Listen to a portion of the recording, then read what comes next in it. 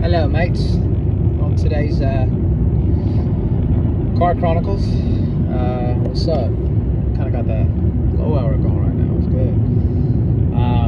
Beautiful drive here right now as I'm going to work. Man, yeah, I don't know. Just had something on my heart. I haven't checked in a little minute. I would say that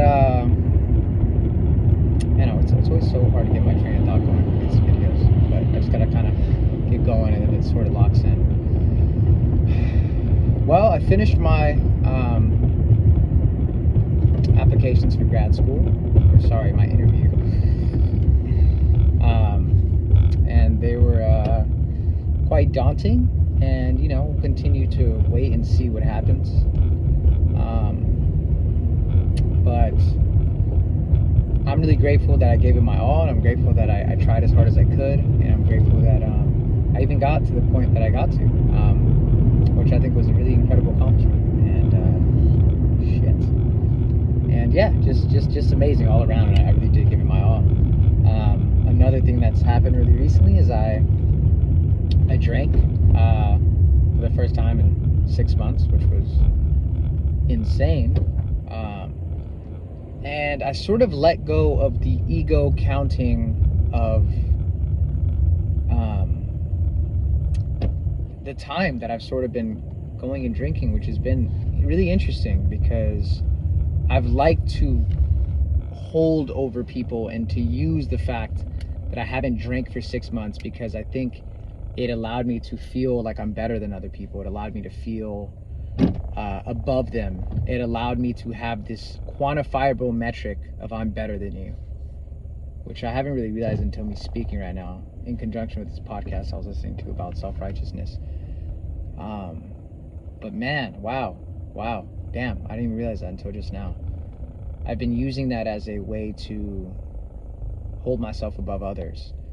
I notice you drinking and I'm like, oh yeah, hey, I've been sober for 6 months, and I've been sort of masquerading it with this idea of, hey, I'm proud of myself. That's why I'm doing this. That's why I'm letting you know this. Like, I want you to be proud of me too. And if you're not proud of me, you're kind of an asshole. When that has been part of it, is me being proud of myself, but a big part of it has sort of also been my ego holding on to that so that I can say I'm better than others and have them feel a sense of superiority because I felt so low in relation to alcohol. And so I guess with this drinking that I've done, I've quote unquote restarted on the clock, and that is that's really interesting and really tough because I can't tell people I haven't drank in 6 months anymore, but that's better, because now I'm no longer doing it for some trophy of some time that's supposed to somehow represent my value. I'm just going again, and I don't even really have to talk about it anymore. I don't really have to tell people. And I think that's sort of how I want to move forward now. Like, I don't really want to be telling people like I've been sober for 6 months, or I've been sober for this. Like, I just want to be doing what I'm doing, because this journey is about me, and it's no longer about other people. But I think I've been making it a lot about other people for a while, and so it's been that. It's been me sort of trusting myself. I've been saying that you're not truly. A big part of sort of addiction and recovery from addiction is, and counting 6 months, 7 months, you sort of make the substance still control your life. And that's the goal with addiction, right? You're trying to get out of the control of the substance. But when you're still talking about it, you're using time, your metric of time is 6 months sober from this. You're everywhere you go, you're trying to avoid it. You're trying to not look at it. You're trying to not think about it. You're scared that if you get it, it's still controlling you. It's controlling you with fear, and the suppression of that substance is still a form of control because it's something that's requiring you to suppress it. And it's still having dominance over you in one way or another. It's not absolute. It's not true freedom from it. And so my goal with this substance, is to have true freedom from it. Whether that includes drinking every now and then or not, I don't know. But I believe there's something in this journey of not sort of allowing my narrative of my life to be revolved around this thing, to remove the meaning of this of this substance from the narrative of my life and generations to come to follow me. So I don't know, maybe this is all justification. I'll just end up drinking again. I hope not. Maybe really you can't. You know, maybe this has been fucking battle tested through generations of people, and it's like you need to be completely sober, and that's also a journey that I'm willing to get to when I get there. But this is something I believe for now, and I hope it's something that could work. Another thing I've been feeling is that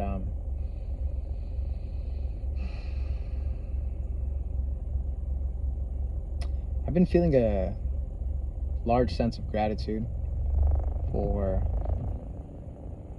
just everything around me. My ability to look at this ocean right now and see the sort of ripples and on the surface, and have the sun kind of penetrate me in the way it is right now. And I feel a sense of welling up of emotion within me even when I talk about that.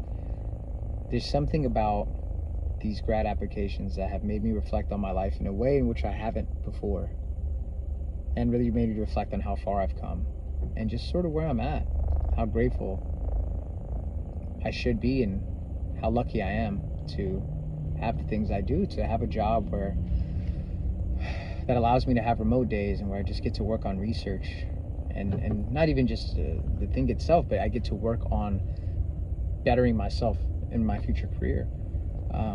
To have another job that I can go in and, you know, socialize with some cool people and make a little extra money that I'm choosing to make.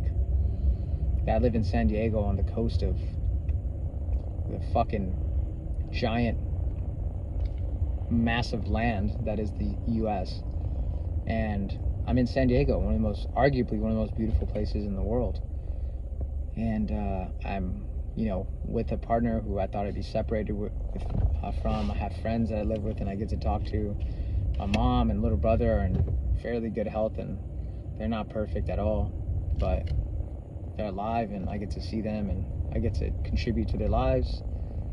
And, you know, I just get to wake up every day and have an opportunity to do better and be better. And, you know, that's a large part of that has just sort of been feeling the love of God and within me. And, you know, obviously I've had a lot of resistance towards that because I want to be viewed as someone who's rational, and I want to be viewed as someone who's taken serious. And I know there's a lot of contradictions when it comes to religion, and a lot of paradoxes, and a lot of it, you know, a lot of admitted irrationality. You know, I'm not sure how much of that is because I can prove the existence of God, but just because I feel something that feels akin to God or would want there to be one. Maybe it's completely selfish, my belief. Maybe it's because I feel happier when I believe there's a God. And maybe that feels wrong to have such a selfish belief in that way.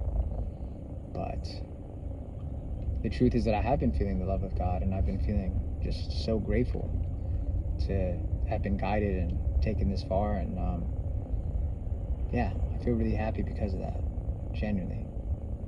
That's not something I get to say often about how I feel. I haven't beat the Monday blues this week, which is crazy because I don't usually beat the Monday blues. I usually get my ass kicked by Mondays. So that's amazing. This has just been a really interesting time. And one of the big questions I've been sort of asking myself recently is, can I be happy?